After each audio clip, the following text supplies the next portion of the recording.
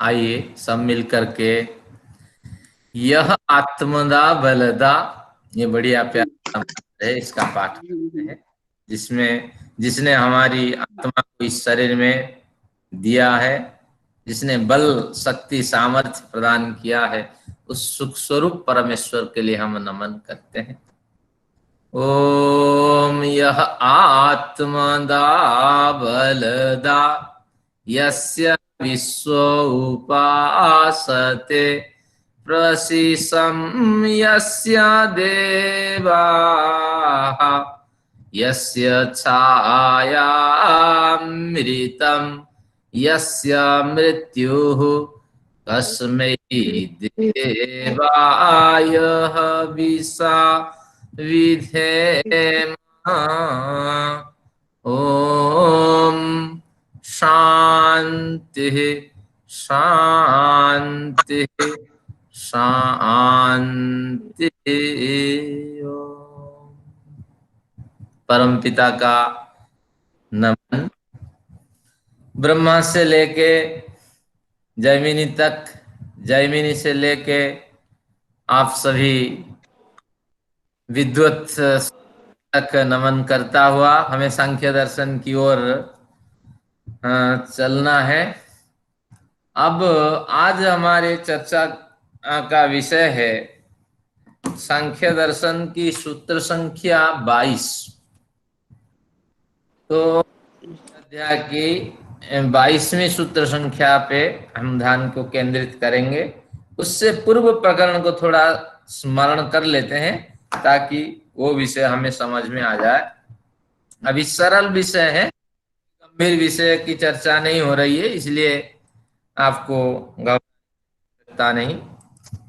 अब 21वें सूत्र में कहा था देवतालय श्रुतिर नारंभकस्य। जैसे मैंने कहा सांख्य दर्शन में भारतीय सिद्धांतों का उल्लेख है।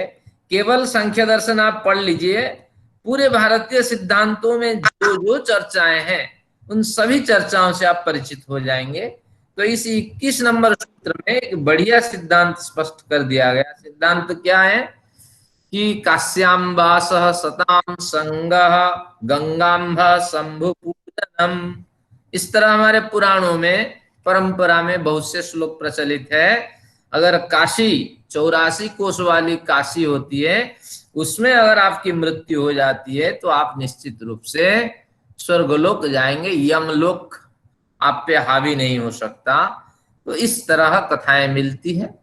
और फिर पुराण उसको खोल दिया कि अगर जितने तीर्थ हैं, त्रिवेंद्रम में अगर मरोगे तो स्वर्ग जाओगे, हरिद्वार में मरोगे तो स्वर्ग जाओगे, और वृंदावन में मरोगे तो स्वर्ग जाओगे, जगन्नाथपुरी में मरोगे तो स्वर्ग जाओगे। अपने बिजनेस चलाने के लिए सबने इस तरह बना दिया। लेकिन सिद्धांत क्या कहता है, देखिए क्या सिद्धांत है। देवतालय श्रुतिर नारंभकस्य। आपका जन्म कहीं भी हो जाए और मृत्यु कहीं भी हो जाए, कोई फर्क नहीं पड़ता, क्योंकि ईश्वर के शरीर में ही आप बढ़ते हैं और विलय को प्राप्त करके उसी ईश्वर के शरीर में ही विलीन हो जाते हैं व आश्रित हो जाते हैं। तो अमेरिका में भी मरते हैं तो वह भी ईश्वरीय शरीर है, और अगर भारत में भी मरते हैं तो भी ईश्वरीय शरीर है। उत्पन्न कहीं भी हो जाते हैं वो भी ईश्वरीय शरीर है। सर्वत्र ईश्वर समान रूप में परिव्याप्त होता है, केवल हमें ईश्वर को समझना महत्वपूर्ण है। तो इसलिए ये सिद्धांत यहाँ स्पष्ट कर दिया, किसी भी तीर्थ विशेष में रह करके आप स्वर्ग को जाएंगे ये बात नहीं है। तीर्थ की अपनी महत्ता है कि वहां का वातावरण सात्विक होता है और वहां रह करके साधना दे आप कर सकते हैं, ये बात हो सकती है। लेकिन वहां मर जाएं और आप नरक में न जाएं और स्वर्ग में जाएं, ये संभव नहीं है। नरक यानी नृणाम क्लिश्नातीति नरकम। जिस जन्म में मनुष्य को कष्ट होता है और वो कोशिश करने पर भी उस कष्ट से निवृत्ति प्राप्त नहीं कर सकता, तो वह जन्म ही नरक युक्त जन्म है। तो जैसे सड़क पे देखिए घूम रहे हैं, मनुष्य जन्म है, लेकिन ये नारकीय जन्म है, न भोजन है, न पानी है, न कोई कोई व्यवस्था है, विकलांग करके पटक देगा। आप लाखों कोशिश करिए, ब्रेन आपका बढ़िया काम करता है, सब कुछ सक्रिय है, लेकिन शरीर उठा करके एक जगह से दूसरी जगह आप नहीं जा सकते। ये भी नरकीय जन्म है। और तो बाकी तो मनुष्यों से इतर जन्म जितने हैं सबको, जो भोग योनियां हैं सब नरक योनियां आज से आप समझ लेना चाहिए। मनुष्य जन्म में भी नरक जन्म है और भोग योनियां भी नरक जन्म है। एक मृत्यु के बाद फिर दूसरा शरीर धारण करके फिर दुख यातनाओं को झेलना, फिर मर जाने के बाद फिर पैदा होना। तो इस तरह ये सारा नरक का जन्म है, नरक की योनियां हैं। तो इस तरह आपको समझ लेना चाहिए। लेकिन हमारा शास्त्र यहाँ क्या कहता है, देवतालय श्रुति ही, देवतालय में संधि है, समास है, देवतासु लय श्रुति, यानी विभिन्न देवताओं में आपकी इंद्रियां जो हैं उनका विलय हो जाने की कुछ श्रुतियां मिलती हैं। जैसे हमारे बृहदारण्यक उपनिषद की एक पंक्ति में दिखाता हूं, फिर ये विषय स्पष्ट होगा। ये पंक्ति जो कहती है किसमें, बृहदारण्यक 3:2-13 जिनके पास उपनिषद है पढ़ सकते हैं। कहते हैं पुरुषस्य मृतस्य, जो पुरुष मर जाता है, यानी जो मुक्तिकामी पुरुष है, साधना से प्रवृत्त, साधना में प्रवृत्त रहा जीवन भर, तो ऐसे पुरुष जब मृत्यु को प्राप्त करता है तो उस पुरुष के जितने साजो सामान होते हैं, हवन के पात्र होते हैं, बल्कि ये केवल बृहदारण्यक उपनिषद का नहीं, ये तैत्तिरीय ब्राह्मण का ये वचन है। क्योंकि एक विद्यार्थी मेरे अंडर पीएचडी की है, एक विद्यार्थी ने दिल्ली विश्वविद्यालय की महिला विद्यार्थी रही, तो उसके कार्य करते वक्त मुझे ये पंक्तियां उन दिनों स्पष्ट करनी पड़ी। तो वो कहते हैं कि जब उपासक जो दैनिक अग्निहोत्र करने वाला साधक को जो मृत्यु को प्राप्त करता है, तो उससे जुड़ी जितनी स्मृतियां हैं सब उसके पास रख दीजिए और इस मंत्र का पाठ करें। मंत्र क्या है, पुरुषस्य मृतस्य अग्निम बागप्येति, हे परमेश्वर, ये जो मुक्तिकामी पुरुष है, जब इसके मृत्यु हो गई तो इसकी जो वाणी है वो अग्नि देवता को प्राप्त हो जाए। वातम प्राण, इसकी जो प्राण शक्ति है वो वायु देवता को प्राप्त हो जाए। चक्षु आदित्यम, इसकी जो चक्षु नेत्र शक्ति है वो आदित्य को प्राप्त हो जाए। मनश्चंद्रमशम, जो मन है ये चंद्रमा शक्ति को प्राप्त हो जाए। चंद्रमा, ये जो चंद्र दिखाई पड़ता है वो नहीं है, चंद्रमा यानी आह्लाद देने वाली शक्ति, उसको हम चंद्रमा कहते हैं। जब आप पढ़ेंगे बृहदारण्यक उपनिषद आदि, चंद्रमा में जाता है, सूर्य में आत्मा का प्रवेश होता है, तो इस तरह जब चर्चाएं होगी तो उस समय विशेष इसके अर्थ होते हैं। और दिशा श्रोत्रम, ये जो कर्ण शक्ति है दिशाओं को प्राप्त हो जाए। तो इस तरह श्रुति की बात कर करके इन्होंने उपनिषद की एक पंक्ति कोट कर दी। अगर यहाँ ब्राह्मण की पंक्ति कोट करता तो बहुत बढ़िया होता, लेकिन उन्होंने इस तरह कोट नहीं किया। लेकिन जो किया, अब देखते हैं क्या कहना चाहते हैं कि इस कथन से आपको आदित्य को प्राप्त करना, अग्नि को प्राप्त करना, वायु को प्राप्त करना और साथ में चंद्रमा को प्राप्त करना आदि विविध देवताओं को इंद्रियां प्राप्त हो जाएं, इस तरह जो प्रार्थना मिली है, तो इससे स्पष्ट हुआ कि निश्चित रूप से हर कार्य अपने कारण में विलीन हो जाता है। तो वाणी रूपी जो कार्य है, वाणी रूपी जो इंद्रियां हैं, वह एक कार्य शक्ति है, वह कार्य घटक अग्नि रूपी कारण घटक में विलीन हो गया। तो इस तरह वातम प्राण, प्राण रूपी जो कार्य घटक है वो वायु रूपी कारण घटक में विलीन हो गया। तो हर कार्य कारण में विलीन हो जाता है। इस सिद्धांत के हिसाब से अगर शंका कोई करे कि निश्चित रूप से इंद्रियां जो है ये अहंकारिक नहीं, ये भौतिक देवताओं में उनका विलीन हो जाता है, इस तरह अगर कथन मिलता है तो ये समाधान देते हैं, देवतासु लय श्रुति ही, श्रुति तो मिल जाती है कि देवताओं में इंद्रियों का लय हो जाता है, देवताओं में यानी भौतिक पिंडों में, भौतिक देवताओं में इनका विलय हो जाता है, श्रुति तो मिल जाती है, हमें कोई हानि नहीं है। नारंभकस्य, परंतु उन्हीं उन्हीं देवताओं से इनका निर्माण होता है, ऐसा कहीं उल्लेख नहीं मिलता। तो निश्चित रूप से जैसे घट टूट करके ठिकरे बनते हैं और परिणामतः धीरे धीरे वर्षों लग करके फिर मिट्टी के योग्य बन जाते हैं जिससे घड़े बन सके, तो इस तरह घड़े बनने के लायक बन जाती है मिट्टी।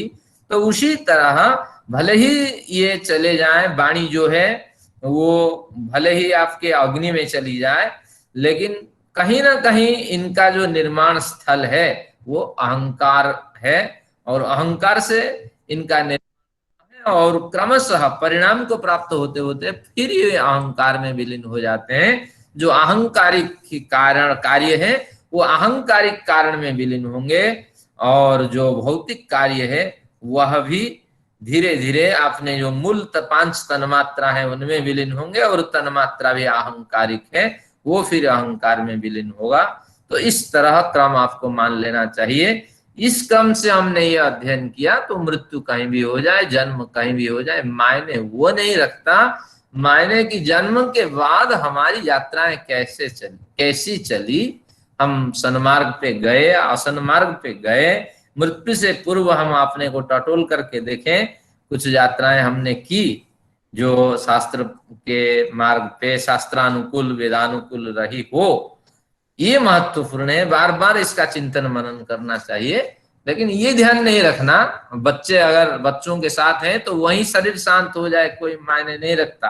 कई बार मेरे माताजी मेरे साथ मेरी माताजी मेरे पास है, वो कहती हैं कि मुझे वहीं मरना है क्योंकि अभी मुझे पति के साथ जाना है, क्यों पितृलोक में समाहित होना है, थोड़ी सनातन सोच है, तो इसलिए माँ बाप भी मेरे जिधर गुजरे तो वहीं पे वहां के वातावरण में मरनी चाहती हूँ।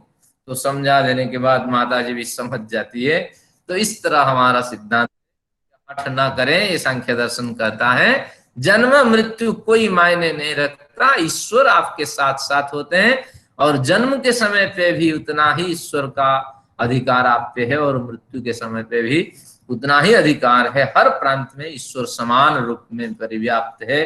हवा, पानी और जो भी साधन घटक है सब में ईश्वर समान रूप में परिव्याप्त है। ये सांख्य का सिद्धांत आज से आप रट के रखिए और मन से ये भ्रांति हटा दीजिए। आते हैं फिर एक नया सिद्धांत हमारे सामने 22 नंबर सूत्र में प्रस्तुत है। तदुत्पत्ति श्रुतेर विनाश दर्शनाच्च, तदुत्पत्ति श्रुतेर विनाश दर्शनाच्च तत् उत्पत्ति श्रुते है, तत् तेषाम इंद्रियाणाम उत्पत्ति। इन अहंकार से इंद्रियों की उत्पत्ति में श्रुते है, श्रुति प्रमाण भी है, क्योंकि हमारे पास प्रमाण है। जैसे प्रमाण इंद्रियां ही सबसे पहले बनती हैं। प्रमाण ये आपके सामने, एतस्मात् जायते प्राणो मनः सर्वेन्द्रियाणि च, सबसे पहले प्राण की उत्पत्ति होती है, फिर शरीर में जीवात्मा आ जाने के बाद प्राण सक्रिय होकर के हार्ट को पहले चलाता है, तो इसके बाद मनः सर्वेन्द्रियाणि, धीरे धीरे ये इनका निर्माण होने लगता है। फिर खम वायुर्ज्योतिराप पृथ्वी विश्वस्य धारिणी, और इनकी क्रिया को सक्रिय बनाने के लिए फिर ये पांच तन्मात्राओं से इनका धीरे धीरे निर्माण होता जाता है। इस तरह कुछ उपनिषद, मुंडक उपनिषद की पंक्तियां यहाँ कारण के रूप में प्रस्तुत करने के बाद उसी के आधार पे ये सूत्र लिखते हैं, क्योंकि उपनिषदों में जो चर्चा हुई है दर्शन में उन्हें वही चर्चा है, लेकिन उसके साथ थोड़ा प्रौढ़ सिद्धांत इसमें और भी चर्चा के रूप में गृहीत हुए हैं। तो 22 नंबर में वही कहता है तदुत्पत्ति श्रुते है, हमारे पास इन इंद्रियों की उत्पत्ति, अहंकार से उत्पत्ति, इस तरह अनेक श्रुति प्रमाण मिल जाते हैं। और विनाश दर्शनात्, और इन इंद्रियों का विनाश भी उसी अहंकार में हो जाता है। इस तरह प्रमाण भी मिल जाते हैं। अगर नहीं होता है तो कहीं भी इनका विनाश हो जाए, धीरे धीरे परिणाम को प्राप्त होकर के उसी अहंकार में विलीन हो जाते हैं। जैसे मैंने कहा कि वृक्षों को जला देने के बाद कुछ आपके पास एनर्जी के रूप में वृक्ष से हमें प्राप्त हुए और वृक्ष का अस्तित्व सत्ता लोप हो गई। लेकिन इसके बाद भी ये नाइट्रोजन के रूप में वृक्ष का कन्वर्सन होना शुरू हुआ, फिर नाइट्रोजन के रूप में वृष्टि और हवा के संस्पर्श में आके धरती पे पहुंचे। फिर यहाँ के जो अर्थवाम आदि हैं तो उन्होंने उसको इतना बनाया, फास्फोरस और उसके कंपोस्ट इतना सुंदर बनाया कि वृक्ष भी उसको ग्रहण करने लगे।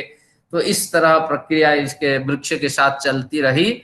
और अगर वृक्ष जीवनावधि में व इस सृष्टि की अवधि में अपने मूल कारण, जो मूल कारण, जिस मूल कारण से वृक्ष की उत्पत्ति हुई थी, भौतिक सृष्टि का स्वरूप है, अगर पंचभौतिक सृष्टि के स्वरूप के मूल स्वरूप को प्राप्त नहीं हो पाया वृक्ष, तो कोई हानि नहीं है। तीन गुणों में विभाजित हो जाना है और वृक्ष सत्व रज तम जिस गुण के अधिकारी हैं तो उस गुण को वृक्ष प्राप्त हो जाना है। तो इस तरह हमारे सिद्धांत, ये डायरेक्ट अगर वो कारण में विलीन हो जाता है तो बढ़िया, नहीं होता है तो परिणाम से वो अपने कारण में विलीन हो जाता है। ये सिद्धांत आपको मान के चलना पड़ेगा। तो तदुत्पत्ति श्रुते है, इंद्रियों की उत्पत्ति वेदों में अपने अहंकार से मानी गई है और विनाश भी उसी अहंकार से माना गया है। तो इस तरह इसका कथन हो जाने के बाद अब कहते हैं इंद्रिय की एक परिभाषा मुझे बताओ कि जिससे मैं इंद्रियों को समझ सकूं। किसने कहा? माता जी ने कहा होगा। किसके माता जी? कपिल जी की माता जी। नाम क्या है? देवहूति। कपिल के की माता जी का नाम देवहूति, पिताजी का नाम करदम ऋषि। तो कहते हैं अतीन्द्रियम इंद्रियम, ये इंद्रिय की परिभाषा है। अतीन्द्रियम इंद्रियम, इंद्रियम यानी इंद्रिय जिसे कहते हैं वो वास्तविक अतीन्द्रिय ही होती है। अतीन्द्रिय का मतलब इंद्रियम अतिथ्य वर्तते, इन इंद्रियों से हम उनको जान नहीं सकते, क्योंकि आंखें उसको देख नहीं सकती, कान उनको सुन नहीं सकती, और मन से एक अनुव्यवसाय कहते हैं, मन से कल्पना करते हैं और कल्पना करके समझते हैं कि इन जो आंखों, जिन आंखों से हम देखते हैं, ये इन आंखें व ये नेत्र गोलकों को हटा देने पर भी वो इंद्रियां शक्ति के रूप में अंदर मौजूद रहती हैं, और फिर नया नेत्र गोलक लगा देने के बाद फिर हम देखने लायक बनते हैं। तो यही सिद्धांत है कि हमारे मन रूपी जो शक्ति है, इंद्रिय भी जिसे जान नहीं सकती, तो मन रूपी इंद्रिय से जो अतीत है, और बाह्य इंद्रिय, ज्ञानेन्द्रिय, कर्मेंद्रिय की बात क्या करें।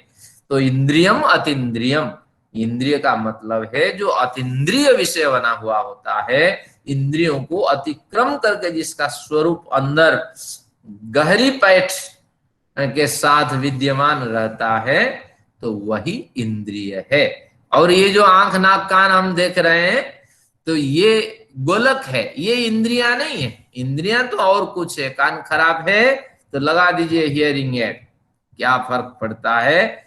जो कान ईश्वर ने दिया था, हियरिंग एड से भी काम चल जाएगा, क्योंकि अभी इंद्रियां शक्ति मौजूद है। त्वचा आपकी खराब है, कोई बात नहीं, लेकिन इस त्वचा के अंदर ही एक शक्ति ऐसी मौजूद है जो अभी भी शीत उष्ण का अनुभव करने वाली होती है। तो इस तरह डॉक्टर की मदद से इन त्वचाओं पे भी अगर कुछ वैज्ञानिक उपकरण लगाए जाएं तो ठंडी गर्मी भी महसूस हो सकती है। तो इसलिए इंद्रियां जो है उसकी परिभाषा व्याकरण शास्त्र में इंद्रियम इंद्रलिंगम इंद्रजुष्टम इंद्रदृष्टम इति इंद्रियम। जिनके पास पेन है वो लिख सकते हैं क्या इंद्रिय है ना। इंद्र से जिसका संबंध है वह इंद्रिय है।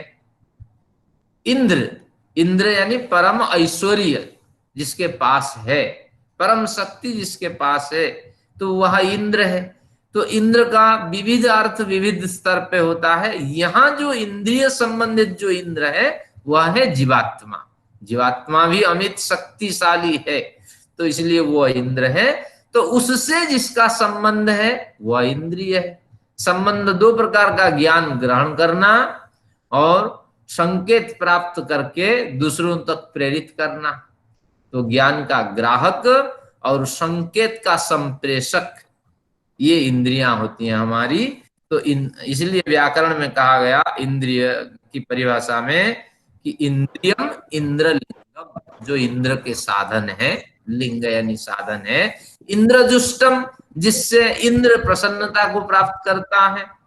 और इंद्रदृष्टम, जो इंद्र को ही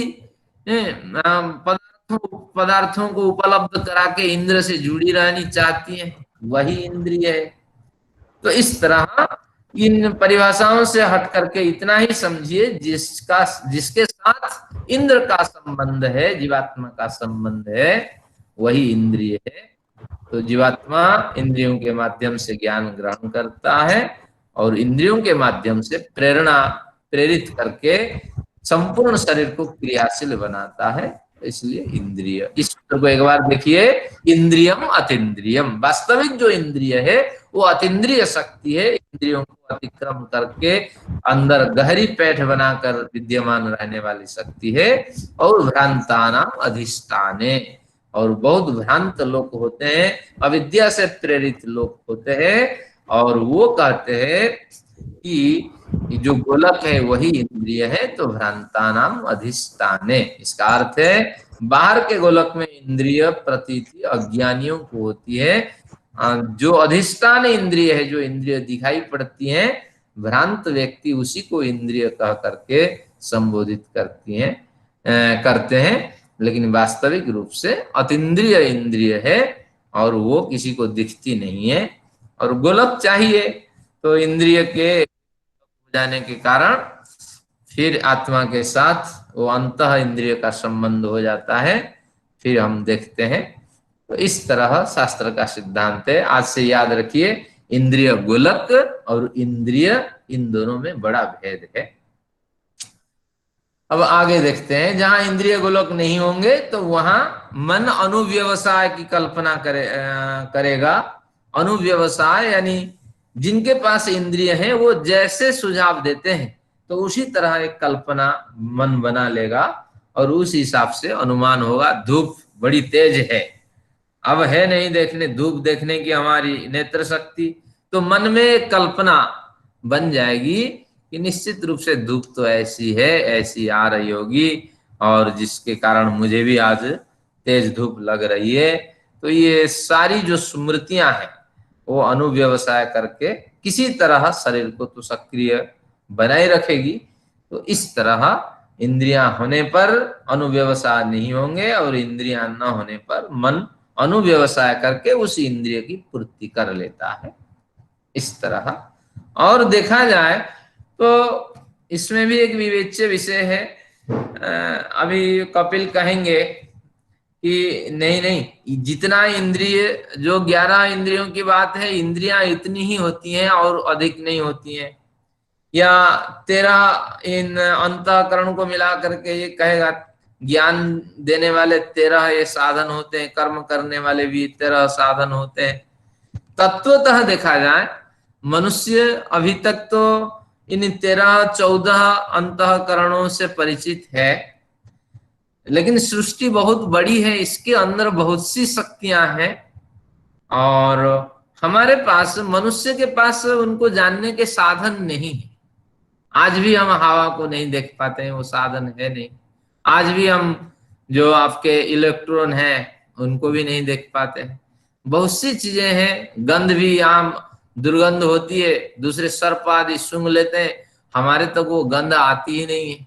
तो इसलिए हमारी भी बहुत कमी है और हम उसको महसूस नहीं कर पाते हैं। और भले ही आप कहें मनुष्य संपूर्ण रूप से सक्रिय है, सक्रिय नहीं है। ये सृष्टि में असंख्य शक्तियां हैं और उनको अनुभव करने के लिए हमारे पास वो औजार नहीं है, हम उनको जान नहीं पा रहे हैं। अभी तो देखिए वाईफाई के वाइब्रेटिव एनर्जी है, हमारे वहां तक पहुंच नहीं है। ये नुकसान करती या लाभ देती है, इसकी भी हमें पुख्त जानकारी नहीं है। कोई कहता है नुकसान है, कोई कहता है कि नहीं नहीं लाभ देता है।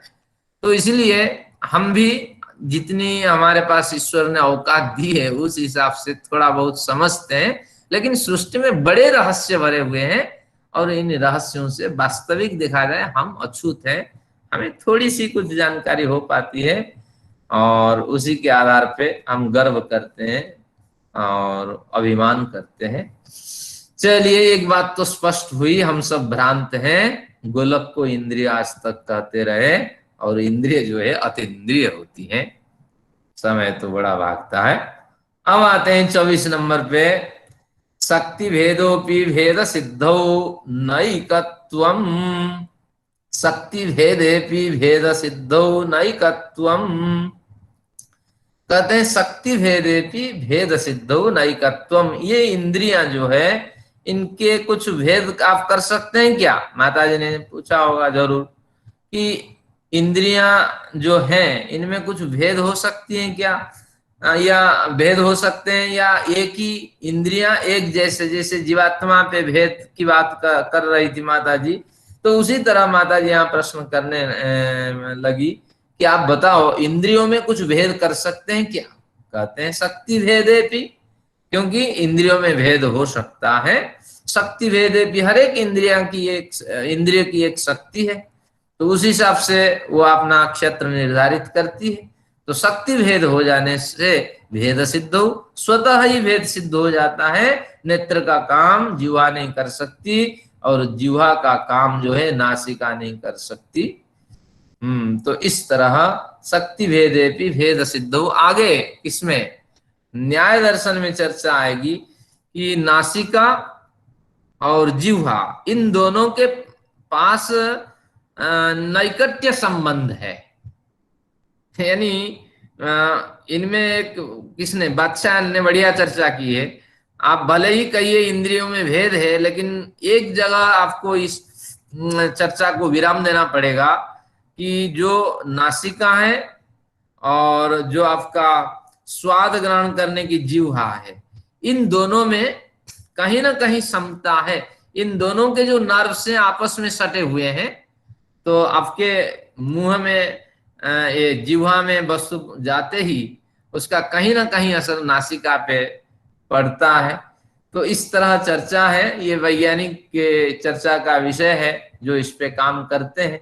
लेकिन हमारे शास्त्रकारों ने बताया है इन दोनों में भी समता है, और भी ढूंढने से कईयों में समता मिल सकती है, लेकिन यहाँ चर्चा का विषय, सिद्धांत का विषय है नहीं नहीं, इंद्रियों में भेद है, क्योंकि शक्ति में भेद है। तो शक्तियों में भेद होने से भेद सिद्ध हो गया। नैकत्वम न एकत्वम, एकत्व आप नहीं कह सकते। सारी इंद्रियां ही एक शक्ति से जुड़ी हुई हैं, और सारी इंद्रियां ही एक शक्ति का नाम है, ऐसे आप नहीं कह सकते। इंद्रियां आपको भिन्न भिन्न माननी पड़ेगी। और कितनी इंद्रियां हैं ना? 11 इंद्रियां हैं, 5 कर्म इंद्रियां, 5 ज्ञान इंद्रियां, और एक है मन। मन कहते ही मन बुद्धि चित्त अहंकार आदि का, इसमें चारों का ग्रहण हो जाता है, कहीं कहीं तीनों का भी ग्रहण कर लेते हैं। तो इसलिए 11 इंद्रियां हैं, इस तरह इनका कथन हो गया। और अंतःकरण में 4 शक्तियां हैं, अभी तो चर्चा करेंगे वो प्रकरण। और सांख्य दर्शन के जो टीकाकार हैं वो 3 मानते हैं, इसमें अड़े रहते हैं। सचदेवा साहब जी के बड़े दिन से प्रश्न है, 3 है या 4 है, कपिल क्या मानते हैं? आज तो बहुत बढ़िया सिद्धांत स्पष्ट होना है, देखते। तो ये ठीक है, जो इंद्रियां हैं वो अनेक हैं, और अनेक कहने का मतलब है 11 ही है, और असंख्य हम नहीं कह सकते, क्योंकि हमारे पास कम औकात है। और 11 इंद्रियों से व्यवहार करने के लिए ईश्वर ने हमें योग्यता दी है, उसी से हमारा व्यवहार है। लेकिन सृष्टि इतने में समेट नहीं जाती है, सृष्टि में असंख्य इंद्रियों की आवश्यकता है। तो इसलिए तो एक गीता में पंक्ति आती है, गीता में नहीं, किसमें, श्वेताश्वेतर उपनिषद में, सर्वतः पाणिपादम तत् सर्वतोक्षी शिरो मुखम सर्वतः श्रवण ग्राणे सर्वमावृत्य तिष्ठति। ईश्वर सब जगह आंख धारण कर, नाक धारण कर, श्रवण ग्राण धारण कर, सब जगह वे परिव्याप्त है, इसलिए वो सब कुछ जान सकता है। और हमारे पास 11 इंद्रियां हैं, हम जाने तो कितने जान लें। तो इसलिए ईश्वर सर्वशक्तिमान है, और हम अल्पज्ञ हैं और लघु शक्तिमान है, इतना भेद है। अब आते हैं 25 नंबर सूत्र पे। न कल्पना विरोध प्रमाण दृष्टस्य।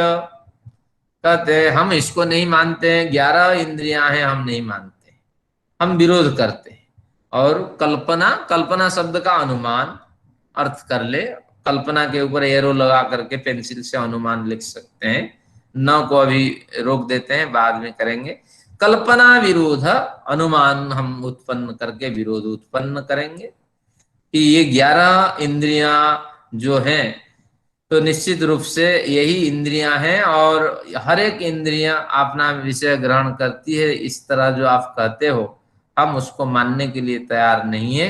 हम अनुमान प्रमाण और भी लगा करके देखते हैं, कहते हैं न कल्पना विरोध, इस तरह कल्पना कर अनुमान प्रमाण को उत्पन्न कर विरोध करना ये सही नहीं है।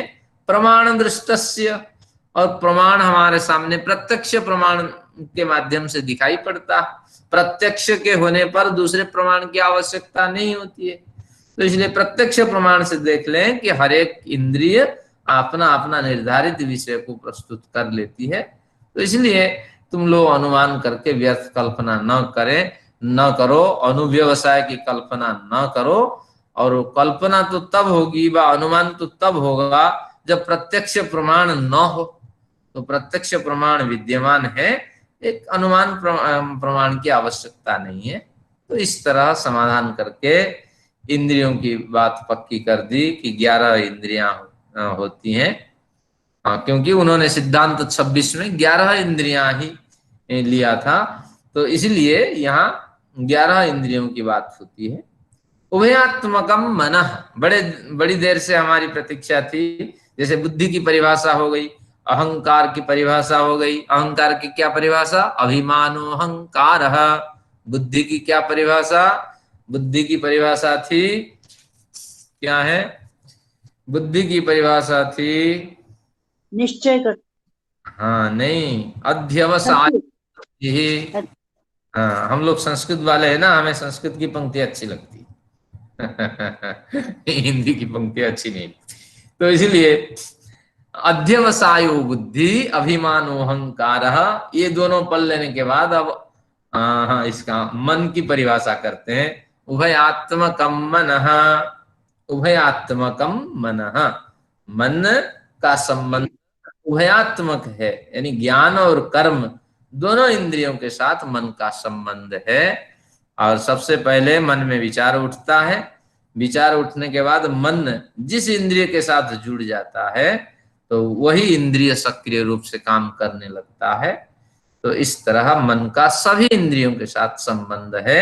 अगर आपने मन बनाया, आज मेडिटेशन करते हैं, तो मन तो बना, बुद्धि ने उसको टटोल लिया। ये निश्चित रूप से पिछले बार मेडिटेशन में बैठे थे और मेडिटेशन के कारण बड़ा आनंद मिला, तो इस दृष्टि से मेडिटेशन किया है। तो फिर अब मेडिटेशन पे ही मन टिक गया, तो अब सारी इंद्रियां आपके मन के निर्देशानुसार अनुकूल हो गई, तो आप मेडिटेशन में बैठ गए। एक बढ़िया चर्चा हुई थी बीच में वेद संस्थान में, पिछली चर्चा में, कि 4 हमारे, ये अभी तो मैंने डाला नहीं वो जो वीडियो, उसको भी सुन लीजिएगा। 4 अवस्थाएं आत्मा की होती हैं, और जागृत, स्वप्न, सुषुप्ति, ये जो 3 अवस्थाएं हैं, ये शरीर द्वारा प्रदत्त अवस्थाएं हैं। अविद्या प्रेरित आत्मा उसको समझ लेती है कि ये मेरी अवस्थाएं हैं, तत्वतः ये शरीर की अवस्था है। शरीर से ये 3 अवस्थाएं जीवात्मा को व अविद्या प्रेरित जीवात्मा को मिल जाती है, लेकिन एक अवस्था जीवात्मा स्वयं क्रिएट करती है, जीवात्मा स्वयं बनाता है एक अवस्था, वह है तुरीयावस्था। धीरे धीरे मेडिटेशन करके 5 मिनट आज मेडिटेशन किया, फिर कल 7 मिनट करेगा, फिर 5-7 दिन के बाद 10 मिनट करेगा। तो इस तरह करके करके उन्होंने एक मुहूर्त तक 48 मिनट तक अपनी अवधि बढ़ा देता है, और फिर ये स्वयं प्रयास से ये तुरीयावस्था को उसने बनाया, और साथ में आगे ईश्वर की सहायता मिल जाती है। एक मुहूर्त के बाद, एक मुहूर्त को हम 48 मिनट मानते हैं, तो थोड़ी बढ़ाने के बाद इस अवधि फिर ईश्वर ही आगे सहायता प्रदान करता है। तो एक अवस्था तो उसकी अपनी है, बाकी 3 अवस्थाएं जो है वो अविद्या प्रेरित अवस्थाएं होती है। तो उसकी चर्चा यहाँ किसी बात की हुई कि मन जो है वो भी एक तुरीयावस्था को धीरे धीरे बना लेता है, और जिसके कारण उसको समाधि आदि की सिद्धि होती है। तो ये अब आगे 27 नंबर पे आते हैं। तो मन, बुद्धि और बुद्धि अहंकार की परिभाषाएं हो गई। अब क्या कहते हैं, गुण परिणाम भेदान नानात्वम अवस्थावत, गुण परिणाम भेदान नानात्वम अवस्थावत, गुणों का सत्व रज तम इन तीनों गुणों के परिणाम भेदात, परिणाम में भेद होने से, यानी सत्व अगर कम है तो रजोत्तम हावी होंगे, तो और जो गुण अधिक ज्यादा है वो आगे दिखाई पड़ेगा, जो गुण न्यून है वो कम दिखाई पड़ेगा। तो इसलिए सत्व रज तीनों गुणों में परिणाम का भेद होता है, यानी कम अधिक रूप में भेद दिखाई पड़ता है, या अभिभव अनभिभव रूप में एक भेद होता है। जो ज्यादा प्रभावी है वो दूसरों को दबा के आगे बढ़ जाएगा, और जो ज्यादा अप्रभावी है वो दबा हुआ रहेगा और दूसरों को कहेगा कि भैया तुम तरक्की करो, तुम आगे बढ़ो, तुम्हारा विकास हो। तो इस तरह ये कहना चाहता है, गुण परिणाम भेदात, गुणों में जब परिणाम होता है, कम अधिक की मात्रा होती है, जैसा आपका भोजन होगा, जिस परिवेश में आप रहेंगे, जैसी आपकी समझ होगी, तो गुण ऐसे ही वृद्धि को प्राप्त करेंगे। तो इसलिए जो लोग अब समय दे पा रहे हैं, निश्चित रूप से उनके जो डीएनए है ये सत्व गुण है, उनका परिवार भी साथ दे रहा है कि हाँ हाँ इस तरह सत्र में भाग लें, तभी आप कुछ समय कंट्रीब्यूशन कर पा रहे हैं, समझ पा रहे हैं कि सत्व गुण का ही प्राधान्य है। फिर कभी रजोगुण आ जाता है, कभी तमोगुण आ जाता है, कभी सुन नहीं पाते हैं, तो ये होता है, बीच बीच में इनका भी प्रभाव रहता है, लेकिन तत्वतः देखा जाए सत्व गुण का की अधिकता है। तो यही कहना चाहते हैं, गुण का जो परिणाम होता है कम अधिक होता है, व एक दूसरे को दबा करके जो उनका प्रभाव विस्तार होता है, तो उससे नानात्व, हमारे व्यवहार में नानात्व दिखाई पड़ता है। और अवस्थावत, जैसे अवस्था, शरीर तो एक ही होता है और उनमें विविध अवस्थाएं आती जाती हैं, और जवान भी है लेकिन बाल उसका पका हुआ होता है, जैसे मेरे ऊपर के बाल सब टूट रहे हैं। तो इस तरह शरीर तो वही है, लेकिन आयु की कोई मायने नहीं है, और वो जवान होते हुए भी वृद्ध जैसे चलता है, तभी तो कोरोना हमला करके मार डालता है नौजवान को। तो यही तो ये कह रहा है कि गुण परिणाम भेदात, ऐसा आप न मानिए कि अभी आयु हुई नहीं है, मौत नहीं आएगी, ये बात नहीं। गुण परिणाम भेदात, गुणों में जैसे परिणाम होता है, सत्व कभी बढ़ जाता है, कभी बढ़ जाता है, तमो कभी बढ़ जाता है, और जिसके कारण एक ही व्यक्ति में एक ही कई तरह के गुणों के स्वरूप दिखाई पड़ते हैं। तो एक ही अवस्था में, एक ही शरीर में कई अवस्थाएं आती हैं, और उस अवस्था में आयु का कोई महत्व नहीं होता है, और व्यक्ति विकास भी कर जाता है और पतन को भी प्राप्त कर जाता है। और ये सारा खेल इनका है, ये गुणों का ही खेल है। और गुणों को आयत्त करने के लिए आपको तो परिवेश को सुधारना पड़ेगा, भोजन को सुधारना पड़ेगा, व्यवस्थित रूप से आपको जीवन जीना होगा। तो उठना, जागना, बैठना, ये सारा व्यवस्थित है, तो निश्चित रूप से सत्व गुण आप पे हावी होगा। अन्यथा रजतम तो आपको खींच ही रहे हैं, आप बिगड़ ही जाइए और भोगों को ग्रहण करिए, किसी तरह संसार में जी जाइए, कौन जाने अगला जन्म क्या होगा। तो यही सिद्धांत तो हम चल रहे हैं। तो इत्यादि बढ़िया बात यहाँ हुई। आगे बढ़ते हैं। रूपादि रसमलांत उभयोः, रूपादि रसमलांत उभयोः, रूपादि रसमलांत, रूप आदि इंद्रियों के भेद उन्होंने करने के बाद अब इंद्रियों के जो स्वरूप हैं, जो विषय है, उसको स्पष्ट करते हैं। रूप आदि, नेत्रों में रूप दिखाई पड़ता है, आदि से रूप, रस, गंध, स्पर्श, शब्द ग्रहण कर लीजिए, और रस भी आ गया, रूपादि रस। और मल, मल यानी मलमूत्र विसर्जन करने वाली भी इंद्रियां, कर्मेंद्रियां होती हैं, तो उनकी बात भी यहाँ हो गई। तो इसीलिए ज्ञानेन्द्रिय और कर्मेंद्रिय और उनके जो जो विषय है, रस, मल से लेकर रूप रस से लेकर के मल को अंत माना गया है।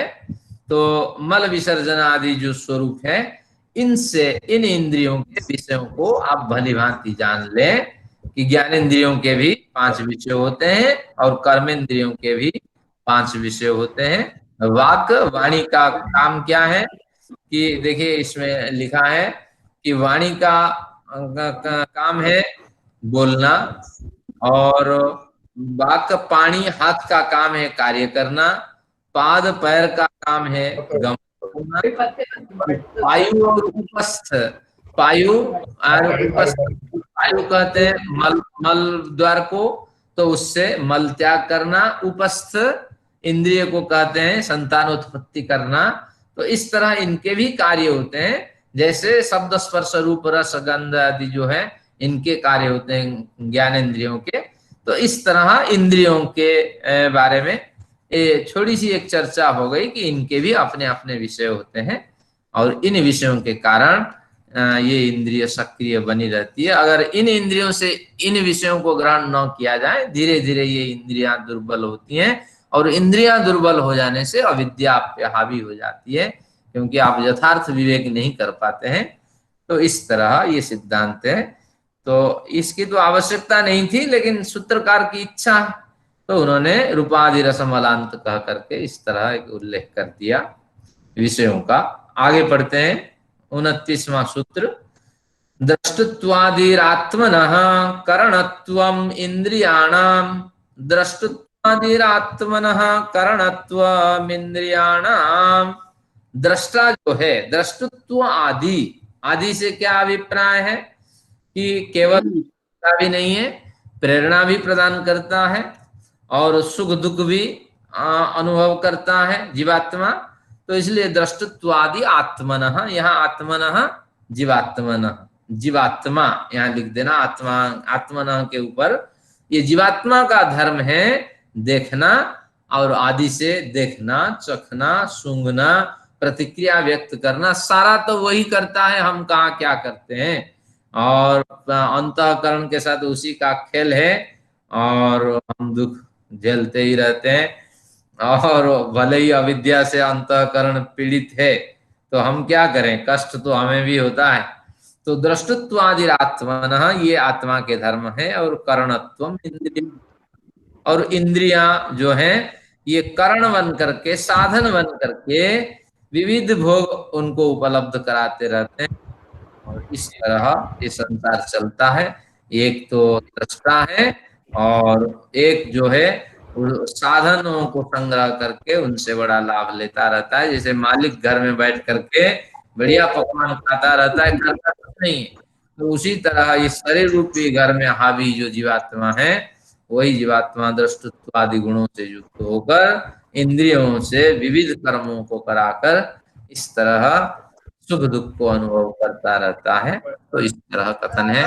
पहले तो बताया था कि जीवात्मा कुछ नहीं करता, अब कह रहा है कि जीवात्मा बहुत कुछ करता है। तो दोनों में संगत यही है, तो जीवात्मा कुछ नहीं करता, ये अविद्या प्रेरित अंतःकरण के प्रेजेंटेशन के कारण वह व्यथित होकर के उनको विविध का प्रेरणा प्रदान करके उनसे विविध भोगों को ग्रहण करता। और जीवात्मा का वास्तविक उद्देश्य होता है कि मैं सुख अनुभव करूं। जीवात्मा में भी स्वाभाविक गुण होता है कि मुझे दुख ना मिले, मुझे निरंतर सुख मिले, लेकिन अंतःकरण जो है वो गलत प्रेजेंटेशन के कारण विपरीत ज्ञान को वो ज्ञान के रूप में उसके पास प्रेजेंट करता है, और जिसके कारण वो फंसा हुआ होता है व्यक्ति। तो इस तरह इसका संबंध है। एक बढ़िया उदाहरण मन में आ रहा है, कई बार मैंने कईयों को कह रखा हूँ। एक बार मैं गांव गया था, तो गांव में क्या देखा कि नदी है, नदी के पास ये जो आपके केकड़े होते हैं, वो उस समय बहुत से फैले हुए होते थे, और बहुत से लोग उसको लेकर।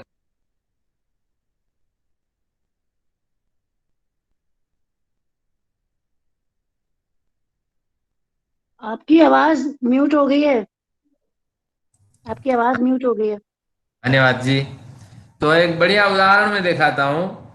उदाहरण क्या है कि दृष्टत्वादि आत्मनः, कैसे आत्मा अविद्या से ग्रसित हो जाती है। उदाहरण है, मैं एक बार गांव गया था, देखा कि बहुत से केकड़े होते हैं नदियों में, वो तैरते हैं। एक बरसात का मौसम है, उस समय बड़े केकड़े पैदा होते हैं और उनको मर जाना होता है हफ्ते 2 हफ्ते के अंदर। और चारों ओर फैले हुए होते हैं, बहुत से लोग उसको बटोरते हैं और सब्जियां बना के खाते हैं। तो मैं बड़ी अरे, तो एक व्यक्ति बहुत से केकड़े संग्रह किया और सबके जो टांगे हैं तोड़ के रख दिया, एक केकड़े के। तो मैंने गिना उसको और सब केकड़े भाग जाएंगे, तो उस सबके जिसको पकड़ता था सारी 10 टांगे तोड़ करके वो अपने थैले में डाल देता था। तो तात्पर्य ये हुआ, समाज में भी आज ऐसे हमारे समाज अभी भी सुधरा नहीं है। तो दृष्टत्वादि आत्मन, उस व्यक्ति के जो आत्मा है उसके पास गलत प्रेजेंटेशन आया हुआ है डीएनए के रूप में। जिस परिवेश में रहता है, उसके बाप से देखा है, उसके माँ से उसने सीखा है। तो इस तरह ये गलत प्रेजेंटेशन उसके मन में बार बार जा रहा है। केकड़े को पकड़िए, उसके 10 टांगे तोड़ के फेंक दीजिए और वो क्या चीखता होगा, चिल्लाता होगा, मृत्यु कितनी दर्दनाक उसकी होती होगी। तो फिर उसको वो बटोर करके लेके जा रहा है। आज समाज ही इसी तरह है। बहुत से लोग हैं आज क्या करते हैं, भगवान के पास मछली का भोग लगता है तो आपने कभी सुना नहीं होगा। बहुत से ऐसे प्रांत हैं, केवल मैं जगन्नाथपुरी का रहने वाला हूँ। जगन्नाथपुरी समुद्र के पास सटा हुआ है। केवल उतना इलाका जो 25-30 किलोमीटर है, उतना छोड़ देने के बाद और वहां जितने मंदिर है, सब मंदिर में मछली का भोग लगता है और भगवान खाते हैं। और मछली कौन सी है? झींगा मछली में ये नहीं होता है, नॉनवेज नहीं है, झींगा मछली, फलाने मछली ये नहीं है, ये ब्राह्मण पंडितों ने बना रखा है, खाना है उनको। तो इतनी परंपरा भ्रष्ट हो गई है। तो इस तरह आप समझ लीजिए कि हमारी आत्मा भयंकर अविद्या से ग्रसित है। महर्षि अगर और जिंदा हो जाते 10-15 साल तो हमारा देश का कलेवर बदल जाता, लेकिन वो हो नहीं पाया। और हम लोग इसकी आवाज उठाएं कि मंदिर में भोग ही मछली न लगाएं, तो हमारी जान को खतरे। तो इसलिए बात ये है कि दृष्टत्वादि आत्मन, भले ही कुछ भी हो, अविद्या प्रेरित हो, आत्मा यहाँ दृष्टा है। और करणत्व इंद्रियाणा, और इंद्रियां जो है यहाँ साधन बन करके भोग उपलब्ध कराती रहती हैं। और जैसी आत्मा की समझ है अंतःकरण के कारण, तो ऐसा ही व्यवहार होता है समाज में, ऐसा ही है। कोई हिंदू तरक्की नहीं की है। हिंदू तो इतना गिरा हुआ है कि मुसलमान से भी और गिरा हुआ है। और क्या कहें, हिंदू के भगवान भी आज मुर्गा खाते हैं और भगवान भी आज शराब पीते हैं। और यहाँ तो शराब बाबा का मंदिर है दिल्ली में, आप परिचित हैं। तो इसलिए अब बर्बादी की ओर हम, अगर ये ग्रंथ नहीं पढ़ेंगे तो जीवन में सुधार नहीं होना है। आते हैं, आगे बढ़ते हैं। त्रयाणाम स्वालक्षण्यम, त्रयाणाम स्वालक्षण्यम, तीनों की चर्चा हो चुकी है। मन की, बुद्धि की, अहंकार की चर्चा हो चुकी है। तो अपने अपने लक्षण इनके होते हैं। तो आप बोलिए, मन का क्या लक्षण है? उभय आत्मकम मन। बुद्धि का क्या लक्षण है? अध्यवसायो बुद्धि। और अहंकार का क्या लक्षण है? अभिमानो अहंकार। डायरी बना के ये तीनों को नोट कर देना और अर्थ के साथ फिर ये चलता रहेगा। तो इस तरह त्रयाणाम स्वालक्षण, इन तीनों का अपना अपना लक्षण इस तरह आपको समझ लेना चाहिए। अब प्रश्न उठ के खड़ा हुआ सचदेवा साहब जी का प्रश्न, ये तीनों की तो चर्चा हो गई, अब चित्त की क्यों चर्चा नहीं हुई? सचदेवा साहब जी ने बड़े दिन से प्रश्न किया। तो इससे स्पष्ट होता है कि संख्याचार्य को चित्त के बारे में जानकारी नहीं थी, या चित्त को वो मानते ही नहीं थे। जो कुछ मानते थे बुद्धि को मानते थे। इस तरह अगर प्रश्न उठे तो इसका समाधान ये है कि आगे वो बताएंगे। कहाँ बताएंगे? कि आज की जो सीट आपको भेजी गई है 33 नंबर सूत्र पे बताएंगे। वृत्तयः पंचतयः क्लिष्टाः क्लिष्टाश्च, वृत्तियां 5 तरह की होती हैं, क्लिष्ट और अक्लिष्ट इनके 2 भेद होते हैं। तो इत्यादि वृत्ति, बिना चित्त के वृत्तियां उठ नहीं सकती। संख्याचार्य को सब पता था, लेकिन यहाँ जो भाष्यकारों ने, भले ही आप कहिए इनके उदयवीर जी को कहिए, जगदीश्वरानंद कहिए, या हमारे और जो आचार्य हैं इनके इनकी टीका की बात कहिए, सबने इस विषय को स्वीकार नहीं किया। एक तो कहते हैं सांख्य योग एक जैसे शास्त्र हैं, फिर इनमें भेद डाल देते हैं, नहीं नहीं ये 4 अंतःकरण को नहीं मानते, 3 अंतःकरण को मानते हैं, लेकिन ये बारीकी से इसको देखते नहीं है। आज कुछ निरपेक्ष रह करके हम विचार करेंगे। तो वही प्रकरण शुरू हो रहा है। सामान्य करण वृत्ति ही प्राणाद्या वायव पंच। अब यहाँ प्राण की थोड़ी चर्चा करने जा रहे हैं। सामान्य करण वृत्ति ही क्या कहना चाहते हैं? 5 प्राण हैं, प्राण अपान व्यान उदान समान, ये 5 प्राण हैं। प्राणाद्या वायव पंच, ये कह करके ये 5 प्राणों की गिनती कर दी। और सामान्य करणावृत्ति यानी जो करण है, इंद्रियां करण है, 11 इंद्रियां हैं आपके, तो इन 11 इंद्रियों में, करणों में इनकी वृत्तियां होती है, इनका प्रवेश होता है, इनका चक्र चलता रहता है। इंद्रियों को सक्रिय बनाए रखने के लिए, इंद्रियों में सेंसिटिव नर्व्स को फंक्शन करने के लिए ये प्राण की आवश्यकता होती है। ये प्राण जो है खून को दौड़ाता है, ये प्राण जो है हार्ट बीट का कारण बनता है, और ये प्राण रूपी शक्ति शरीर में चारों ओर ही लगाती है। तो इस प्रयोजन से कर्ण वृत्ति इनको कहा गया है। प्राण का नाम स्पष्ट रूप से कहते हैं कर्ण वृत्ति। कर्ण यानी इंद्रिय, 11 इंद्रियों की ये वृत्ति है। जैसे मन में कई तरह के विचार उठते हैं, ये मन की वृत्ति है, तो इस तरह इन इंद्रियों की जो वृत्तियां हैं वो है ये 5 प्राण। तो 5 प्राणों के सक्रिय बने रहने पर ही ये इंद्रियां सक्रिय बनी रहती हैं। हम सुनते, लिखते हैं, पढ़ते हैं, कार्य करते हैं। अगर ये प्राण शक्ति न रहे तो कोई कार्य नहीं हो पाएगा। और प्राण निरंतर गतिशील रहते हैं, और आत्मा जिस तरह निरंतर जागृत है, तो उसी तरह प्राण भी निरंतर जागृत है। सारी इंद्रियां सो जाती हैं, निश्चेष्ट हो जाती हैं, भले ही अतीन्द्रियम इंद्रियम बने, हम उनको न जान सकें, लेकिन ये प्राण निरंतर गतिशील बना रहता है।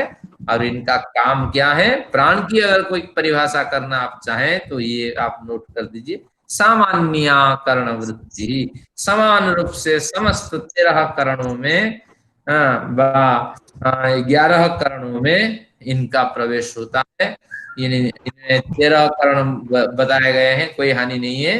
तो 13 11 में मन और बुद्धि और अहंकार, ये दोनों को ले लीजिए। इन 13 करणों में इनकी वृत्तियां चलती रहती है। यहाँ 13 करण क्यों? आगे एक सूत्र आएगा, वो कहेंगे करण जो होते हैं 13, तो इसलिए यहाँ उस सूत्र को दृष्टि में रख करके जगदीश्वरानंद ने यहाँ 13 करण की बात कर दी। तो अभी तो 11 करण की चर्चा चल रही थी, 2 और जोड़ दिए क्योंकि आगे प्रकरण आने वाला है। इस तरह अब फिर 32 नंबर सूत्र में एक समाधान देते हैं, क्रमशो क्रमशश्चेन्द्रिय वृत्ति ही। ये इंद्रिय वृत्तियां कभी क्रमशः धीरे धीरे ये इंद्रिय वृत्तियां देखी जाती हैं। ये अगर इनकी प्रवृत्ति धीरे धीरे किसी विषय को ग्रहण करने में होती है, और क्रमशः अक्रमश, ये जो अवग्रह है अ निकलेगा, अक्रमशश्च इंद्रिय वृत्ति। कई बार ये होता है कि कोई क्रम इनमें नहीं रहता, तत्काल ही बहुत कुछ हो जाता है। जैसे मुंह में आपने डाला, मिठाई डाली, तो इसके लावा के साथ आपका शरीर का संबंध बना, तो धीरे धीरे मुंह में थोड़ा विकृति आने लगी, और उस विकृति से अनुभव हुआ, इस तरह ज्ञान हुआ, फिर आपने उसको खाया, फिर मन में आया कि ये बढ़िया प्रोटीन से युक्त मिठाई है, तो शरीर को ताकत मिलेगी, मन में और प्रसन्नता उठने लगी। तो ये क्रमशः क्रमशः ये वृत्तियां होती है। लेकिन कुछ वृत्तियां ऐसी होती है कि शीघ्रता से इंद्रियां प्रवृत्त हो जाती हैं, इनमें कोई क्रम पता नहीं लगता। जैसे भय आपको उत्पन्न हो जाए और शीघ्रता से किसी कार्य को आपको निपटा करके जाना है, ऑफिस जाना है, दफ्तर जाना है, तो शीघ्र भय और अभ्यास, अगर आप अभ्यस्त हैं, बैठते ही आपको मेडिटेशन का जो स्वरूप है स्पष्ट होने लगता है। तो इस तरह शीघ्र भय और अभ्यास, ये तीनों आप जोड़ सकते हैं। अब क्रमशः के ऊपर एरो लगा करके शीघ्र भय और अभ्यास के कारण इंद्रियों में अक्रमश वृत्तियां उत्पन्न होती हैं। और कोई हमें मारने आ रहा है, उस समय हम चोट खा करके और दर्द महसूस करके रोएंगे, ये विचार नहीं उठता।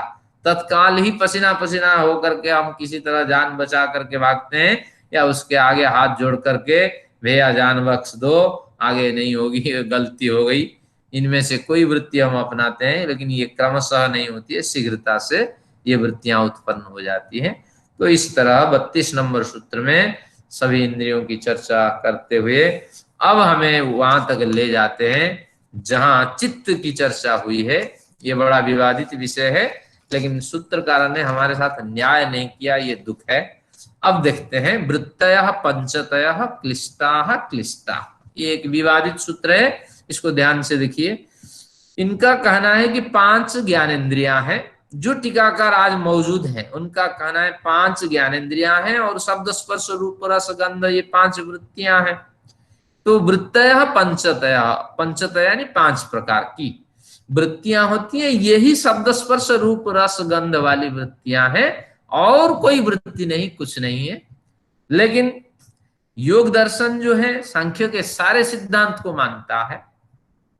योग दर्शन और सांख्य में कोई भेद नहीं है, और सांख्य शास्त्र में अनेक योग दर्शन के सूत्र आवृत हुए हैं। देखिए 34 नंबर जो सूत्र है कहेगा स्वस्थ, बिल्कुल एक योग दर्शन का सूत्र उन्होंने कोट कर दिया। स्वस्थ का मतलब है कि तदा द्रष्टु स्वरूपे अवस्थान, स्वरूप में स्थित।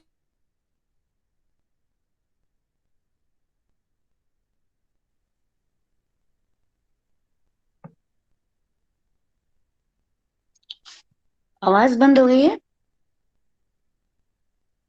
आचार्य जी, आवाज नहीं आ रही है। आवाज आ रही है? अब आई, मेरे में तो साफ है। तो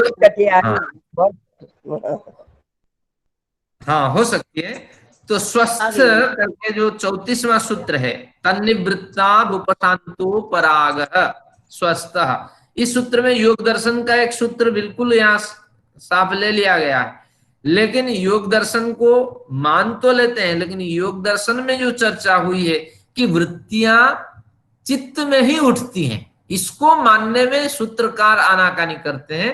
कहते हैं नहीं नहीं, ये तो 13 करणों की चर्चा करता है, योग दर्शन की चित्त वृत्तियों की चर्चा करता ही नहीं है। इसलिए जो हमारे कपिल है वो चित्त वृत्ति मानते नहीं, या ये दर्शन बहुत पुराना है जिसमें चित्त वृत्ति का विचार ही नहीं है। ये सिद्धांत गलत है। वास्तविक सिद्धांत ये है कि वृत्तयः पंचतयः, ये 13 करणों की चर्चा हो जाने के बाद 11 इंद्रियां और बुद्धि अहंकार की चर्चा हो जाने के बाद यहां तो चित्त की चर्चा हुई है कि ये सारी वृत्तियां जो है चित्त में उठती हैं। हजारों वृत्तियां चित्त में उठती हैं, और उसका क्रम है पहले वृत्ति, वृत्ति से वृत्ति के बार बार सक्रिय होने से संस्कार, संस्कारों के बार बार सक्रिय होने से आपका कर्माशय। इस तरह ये अनिशम अनुवर्तते संसार चक्रम, ये तीनों के कारण ये संसार चक्र चलता रहता है। और ये जो चित्त है ये बुद्धि का एक भेद है, बुद्धि का एक सूक्ष्म भेद है। ये चित्त का मतलब है चिति ज्ञाने, सारा ज्ञान विज्ञान इसी में स्टोर होता है।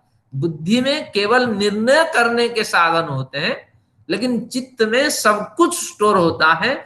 जो हमने जीवन में कमाए हैं, जो अनुभव आया है, वो सारा चित्त का ही खेल है। तो इसलिए वृत्तयः पंचतयः, हर पल, हर मिनट, हर सेकंड और हर घंटे आप भी कह सकते हैं, जैसे जैसे हमारा समय बीतता जाता है तो चित्त के अंदर वृत्तियां चलती हैं, विचार चलते हैं, भावनाएं चलती हैं। तो हजारों वृत्तियां होने पर भी शास्त्रकारों ने उनको 5 हिस्सों में बांटा है कि वृत्तियों को हम 5 श्रेणियों में विभाजित कर सकते हैं। इन 5 श्रेणियां जो है, इन्हीं श्रेणियों से हो करके हमारा जीवन गुजरता है। तो क्या ये 5 जो वृत्तियां हैं, जिनके पास पेन है लिख सकते हैं। थोड़ा योग दर्शन का अध्ययन करेंगे, अगली कक्षा महत्वपूर्ण कक्षा होगी। योग दर्शन पढ़ने का हमें अवसर कब मिलेगा पता नहीं, लेकिन चर्चा होगी। अब इसमें लिखने की बात यह है, वृत्तियां असंख्य हैं, परंतु इन वृत्तियों का श्रेणी विभाग किया जा सकता है। और 5 तरह का इनका श्रेणी विभाग होता है। प्रमाण, विपर्यय, विकल्प, निद्रा और स्मृति। इस तरह इनका 5 विभाग होता है। प्रमाण, विपर्यय, विकल्प, निद्रा और स्मृति।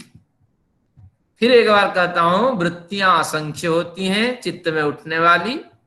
इन सभी वृत्तियों को हम अध्ययन नहीं कर सकते, तो इसलिए सरलता की दृष्टि से इनका 5 विभाग करते हैं और इनका नाम है प्रमाण, विपर्यय, विकल्प, निद्रा, स्मृति। लेकिन उन 5 वृत्तियों के अंदर भोग और अपवर्ग की इच्छा से 2 विभाग किए जाते हैं। यानी इन 5 वृत्तियों को हम 2 विभागों में विभाजित कर सकते हैं। अगर भोग ग्रहण करना चाहते हैं और मुक्ति रूपी आनंद को अनुभव करना चाहते हैं, इनके अंदर भी हम 2 विभाग कर सकते हैं। और पहला विभाग है क्लिष्ट वृत्तियां, दूसरा विभाग है अक्लिष्ट वृत्तियां। तो ये थोड़ा पेचीदा प्रकरण है, इसको आज केवल नोट बना करके जाइए और कल योग दर्शन पढ़ने का व परसों अवसर मिलेगा। संडे है, बड़ा आनंद आएगा। फिर आप मेडिटेशन में बैठेंगे और जानेंगे। तो निश्चित रूप से अगर कोई आपको प्रश्न करे कि कहाँ है सांख्य दर्शन में चित्त की चर्चा, तो ये 33 नंबर पे आप नोट करके लिख दीजिए कि यहाँ चित्त वृत्ति की चर्चा हुई है। बिना चित्त के वृत्तियां उठेगी नहीं। अब प्रश्न उठेगा कि क्या प्रमाण है, इन्होंने चित्त का नाम नहीं लिया, बुद्धि के अंदर ही ये वृत्तियां उठती हो। तो हमारे पास गीता का प्रमाण है, सांख्य योगो पृथक बाला प्रवदंती न पंडिता। सांख्य और योग में कोई भेद नहीं है, और बालक कहते हैं कि इनमें भेद है। प्रवदंती न पंडिता, पंडित लोग कभी भेद मानते ही नहीं है कि सांख्य एक पृथक शास्त्र है और योग एक पृथक शास्त्र है, और दोनों भाई भाई है। भले ही सांख्य बड़ा भाई हो जाए, योग छोटा भाई है, लेकिन बड़ा भाई छोटा भाई को भी कोट करता है। अभी कोट कर रहा है, 34 में कोट करेगा योग दर्शन का सूत्र और शब्दशः इस तरह। योग दर्शन में भी सांख्य के बड़े सिद्धांत आपको मिलेंगे। तो इस तरह इनका भेद है। तो आज चर्चा जो है आपको अध्ययन के लिए छोड़ दिया गया। आप अध्ययन करके आइए और फिर 35वां सूत्र पढ़ेंगे कि ये वृत्तियां कैसे हटे। ना कुसुमावच्च मणि ही, जैसे मणि के सामने फूल ले लिया जाए और फूल के रंग के हिसाब से मणि लाल, पीला, नीला दिखाई पड़ता है, और फूल के हट जाने पर मणि के स्वरूप में कोई परिवर्तन नहीं होता है। तो उसी तरह ये अविद्या जब शरीर से हट जाती है बा व्यवहार से, अंतःकरण से, तो आत्मा परिशुद्ध हो जाती है। और ये अविद्या प्रेरित अंतःकरण फूल के समान है। वो जिस रंग में आकर के आत्मा के पास गुजरता है बा अंतःकरण गुजरता है, तो आत्मा उस रंग से रंग जाता है। तो इस तरह हमें वृत्तियां हटानी है और 5 वृत्तियों का अध्ययन करना है। तो यही प्रकरण, आज यही विराम लेते हैं। 6 मिनट हो चुके हैं और चर्चा का तो अवसर नहीं है। ग्रुप खोल देते हैं और आप उसमें अपने विचार रखें और निरपेक्ष होकर अध्ययन करें कि भाष्य कहते हैं हमारा भी मस्तिष्क चलता है। इस तरह धन्यवाद आप सभी लोगों का, और प्रार्थना करते हैं स्वस्थ आप बने रहिए, कर्मठ बने रहिए, इस भावना से शांति पाठ। ओम द्यौः शान्तिरन्तरिक्षं शान्तिः पृथिवी शान्तिरापः शान्तिरोषधयः शान्तिः वनस्पतयः शान्तिर्विश्वे देवाः शान्तिर्ब्रह्म शान्तिः सर्वं शान्तिः शान्तिरेव शान्तिः सामा शान्तिरेधि। ओम शांति शांति। वैदिक का अभिवादन आप सभी लोगों को सप्रेम नमस्ते। स्वस्थ आचार्य